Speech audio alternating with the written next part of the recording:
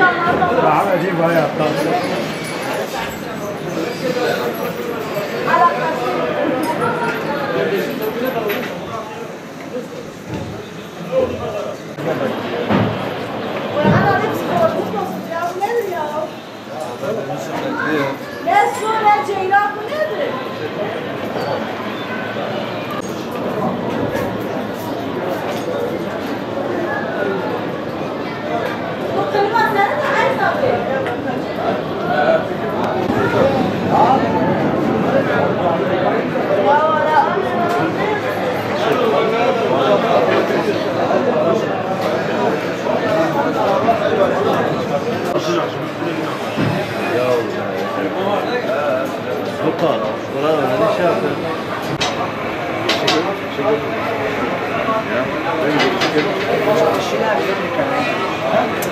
Abi mermiler ile bak girişe bak bir mermi bir tane bu kadar he?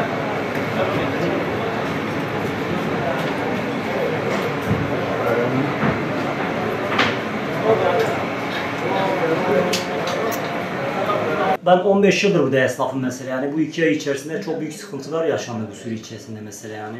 Yani esnaf habire mesela dükkanını kapatıyor, 2 saat açıyor, aralıksız bakıyorsun 4 gün 5 gün çatışmalar sürüyor mesela. Ondan sonra bu tür olaylarla karşılaştık. Dükkanlarımıza gelip gördük zaten cam mekan kalmamış, dükkan doğru düzgün şey olmamış, arabalarımız darmadağın olmuş, dükkan hep yıkılmış bir vaziyete gelmiş, mermiler aynaların içine kadar mesela girmiş yani sonuçta. Esnafa bakıyorsun, esnafın ödemesi yok, esnafın borcu yok, adam ödemesini yapamıyor, adam ne bileyim yani sıkıntılar, stresten dolayı ne yapacağını biliyor mesela yani bu tür şeylere yani biz de diyoruz yani bu olayların bitmesini biz istiyoruz yani bizim başka bir şey istemiyoruz yani sonuç yani ortada olan bir şey yani artık yani kimin bilmiyorum ne yaptığı belli değil yani sonuçta yani. Kesinlikle halk mağdur kalıyor yani bu olaylardan dolayı halkımız tedirgin, halk bir psikolojik bir savaş yaşıyor şu an yani.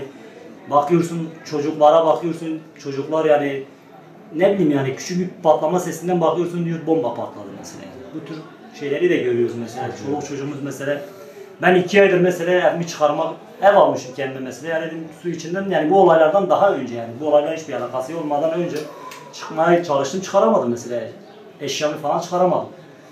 Evet ben de aldım çoluk çocuğumu bir 2 aydır habire akrabaların evine oraya buraya bu olaylardan dolayı yani dedim bir sıkıntı yaşanması yani. Patlama seslerinden, bomba seslerinden, silah seslerinden yani insanlar huzursuz, tedirgin bir şekilde yani uyku düzeni yok, doğru düzgün korkuyla yatıp korkuyla kalkıyor yani bu tür şeylere yani. Ben eski muhtarım, emekliyim. Genel anlamda mahalle, semtin tamamı mağdur durumdadır. Gerçeğini sorarsan halkın halk bunun böyle olmasını istemiyor. Ben açık söylüyorum, halkın taleplerini ben size anlatıyorum. Halkımız burada mendek istemiyor. Kısacası hendekin kazılmasını, zarar görmesini istemiyor. Halkın talepleri budur. Genel anlamda. 4 gündür içerideyiz. Ekmek yok, su yok. Perişan durumdayız. Ne bizi arayan var ne soran var. Yani oy kullanmayı da hiç düşünmüyorum. Ben şahsen düşünmüyorum. Genel anlamda da halkın çoğunluğu istemiyor. Ne diyelim biz ne diyeceğimizi şaşırmıştık. Yani söyleyecek kelime bulamıyoruz. Hocam iki taraftan bizim çağrımız şudur. Allah rızası için diyoruz. Eğer Allah'ı haşa sevmeyen varsa sevdiği hak için bu ateşi söndürsünler. Biz barış istiyoruz, sevgi istiyoruz, beraberlik istiyoruz. Eşit adalet. Bütün halka eşit adalet olacak. Her iki tarafa da sesleniyoruz. Allah için bizi rahat bıraksınlar. Artık her iki tarafa da biz bıktık. Yani söyleyecek kelime bulamıyoruz. Kafamız öyle olmuş ki bayağı bir kabak, beynimiz durmuş artık. Yeter. Yaklaşık kaç aydır biz bu durumun içindeyiz? 4 gün içerideydik, ekmek yok, su yok, bir şey yok. Seçimlerden beri. Gençler de diyor biz sizin için buradayız. Devlet diyor sizin için burada, onlar diyor sizin için burada. Biz iki ateş arasında kalmışız.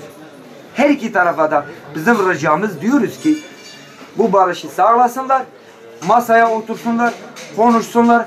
Anlaşamadığı bir konu varsa tarafsız birkaç kişi daha biz cemaat diyoruz buna.